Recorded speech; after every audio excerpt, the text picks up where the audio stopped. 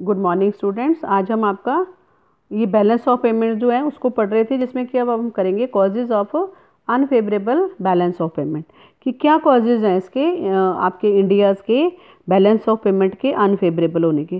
First है import of machinery कि जब आपका ज़्यादा यानी कि ड्यूरिंग वर्ल्ड वार हुआ सेकेंड, तो मशीनरी जो है वो ओवर टाइम काम करा उसने, जिससे टीयर एंड वियर हो गए, उसके डेप्रिसिएशन होगी। तो हमें जो है रिप्लेस करने को इतना टाइम नहीं था, तो हमने यहाँ पे मशीनरी को उसको बाहर से जो है इंपोर्ट किया, बनाने का समय नहीं था। तो इससे जो है हमारे बैलेंस ऑफ पेमेंट जो है अनफेवरेबल हो गए। इंपोर्ट ऑफ बार इक्विपमेंट्स को इंपोर्ट किया गया and growing demand for consumption goods. अब जो है वर्ल्ड वार के बाद जो है हमारे देश की हालात बहुत ज़्यादा ख़राब हो गए कि हमारे को कंजम्पशन गुड्स को भी क्या करना पड़ा, आपको इंपोर्ट करना पड़ा, जिससे हमारे बैलेंस ऑफ पेमेंट अनफेवरेबल हो गए। प्राइस डिसइक्विलिब्रियम, तो ये जो हमारा फिजिकल कमीशन रिपोर्ट है आफ्टर 1945 में, तो इसमें जो है कि डिफरेंसेस आ गए price of domestic goods and goods entering in the foreign trade. ठीक है, तो इससे जो है बार के बाद जो है इन्फ्लेशन रेट हो गया। इन्फ्लेशन का मतलब हो गया कि प्राइजेस जो है वो बहुत ज़्यादा हाई हो गए, फूड ग्रेन के प्राइस, अदर गुड्स के प्राइस बहुत ज़्यादा हाई हो गए। इसके कारण भी हमारा बैलेंस ऑफ पेमेंट जो है वो अनफेवरेबल हो गया। Foreign competition, India mainly export jute, tea, cotton, textile, but there is increasing foreign competition in these goods. इसमें फॉरेन कंपटीशन हो गया, तो इसके लिए India has to compete with the Bangladesh for the export of jute, Sri Lanka for a tea, East Africa for a cotton textiles. ठीक है, तो इस वजह से हमारे बैलेंस ऑफ पेमेंट जो है वो अनफेवरेबल हो गए। Increase in the price of petrol, petrol के प्राइसेस इंक्रीज हो गए, जिसकी वजह से हमारे में ये problem I.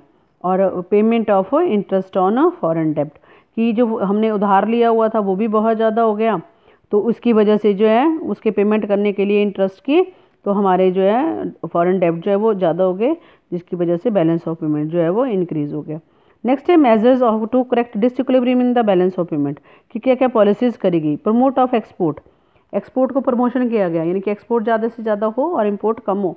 Increase in production, production में इंक्रीज़ किया गया कि जो चीज़ें हमारे देश में बनाई जाती हैं उनका जो है एक्सपोर्ट किया जाए, ओवर प्रोडक्शन को एक्सपोर्ट किया जाए। ठीक है, एंड नेक्स्ट है ट्रेड एग्रीमेंट ट्रेड बनाए गए, जिससे जिससे जो है प्रमोट किया जाए, एक्सपोर्ट को प्रमोट किया जाए। ठीक है, नेक्स्ट है एनकरेजमेंट टू फॉरेन इन्वेस्टमेंट को एनकरेज किया जाए। ठीक है, नेक्स्ट है अट्रैक्शन टू फॉरेन टूरिस्ट, कि जो फॉरेन टूरिस्ट हैं उनको अट्रैक्ट किया जाए कि वो इंडिया में आएँ और यहाँ के जो different parts of the country हैं वहाँ पर क्या करें, उसको देखें, है ना, और वहाँ पर अपना टाइम स्पेंड करें, पैसा स्पेंड करें, तो हमारी फॉरेन करेंसी जो है वो इंडिया में आए। ठीक है, check on the domestic prices, जो prices of domestic goods and services हैं उनको जो है कंट्रोल में रखा जाए। A dollar worth of goods and service should be never decline, otherwise export would definitely suffer.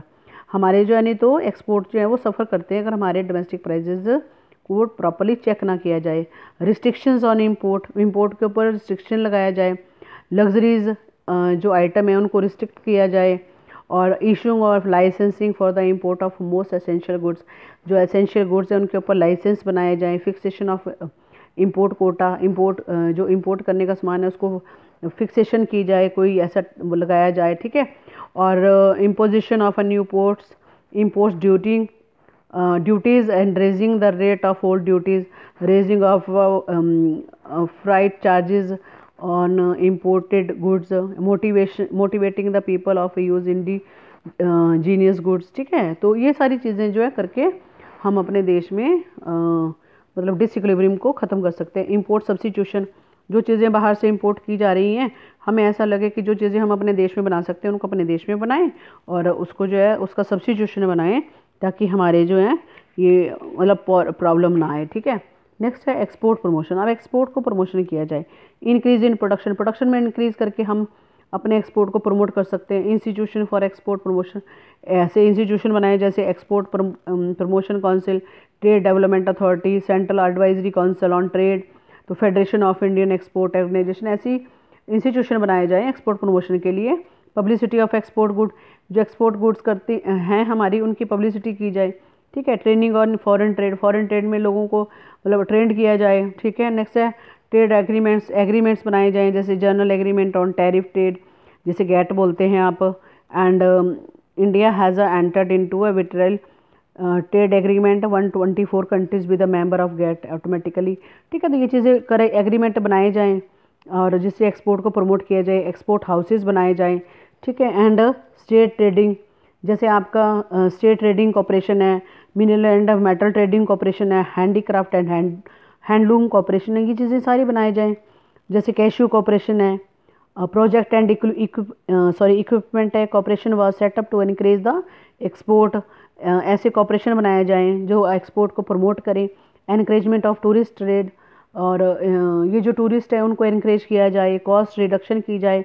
Several measures have been taken to the reduce and cost of production of exportable goods. Export करने वाली goods की जो है prices को, मतलब उनकी cost of production को measure किया जाए और ढंग से, जाकि ज़्यादा से ज़्यादा कॉस्ट ना लगे उसमें। फिजिकल मेज़र कि एक्साइज ड्यूटीज़ जो हैं वो लगाई जाए, इंडायरेक्ट टैक्सेस हैं एक्सपोर्ट गुड्स के लिए।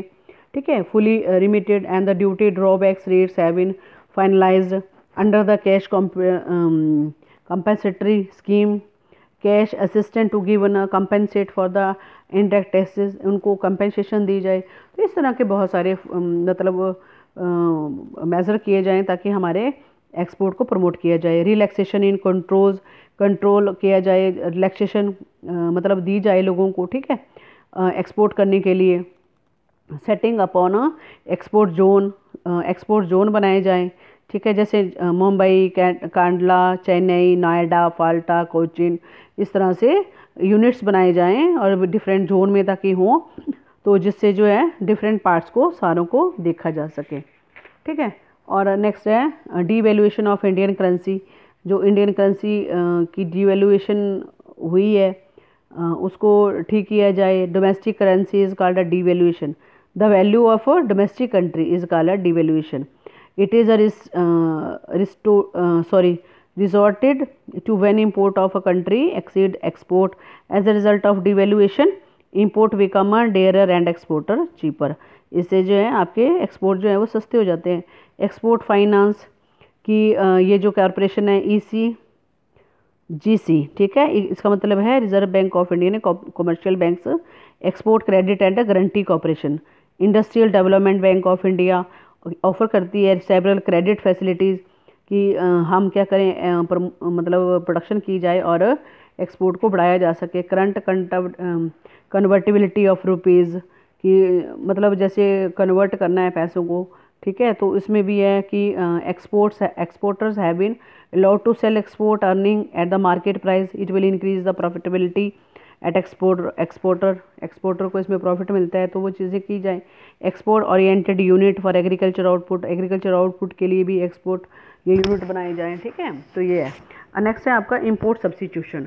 इंपोर्ट सब्स्टिट्यूशन में ऐसा है कि आप जो चीज़ें हमारे देश में बन सकती हैं उनके रॉ मटेरियल को तो हम जो है इंपोर्ट किया जा सके, स्पेयर पार्ट्स को और रॉ मटेरियल को। ठीक है, और रिडक्शन किया जा सके इंपोर्ट कंपोनेंट्स को ईच यूनिट डोमेस्टिक आउटपुट में जो हम यहाँ बना सकते हैं। ठीक है, और डोमेस्टिक प्रोडक्शन को इंक्रीज़ किया जाए ताकि हम उनको क्या कर सकते, जैसे फूड ग्रेन है, फर्टिलाइज़र है, मशीनरी है, व्हीकल्स हैं। ठीक है, इनको जो है इंपोर्ट ना किया जाए। ठीक है, अपने देश में बनाने की इनकी कोशिश की जाए। हैवी इंपोर्ट ड्यूटीज़ लगाई जाए ताकि कम से कम चीज़ें जो है इंपोर्ट की जाएँ। ठीक है, तो ये सारी चीज़ें जो है ये करी जाएँ ताकि जो है हमारे देश में जो है मतलब वही इंपोर्ट करने की ज़रूरत ना पड़े, हमारे देश में ही बनाए जाए। इसके साथ ही थैंक यू क्लास।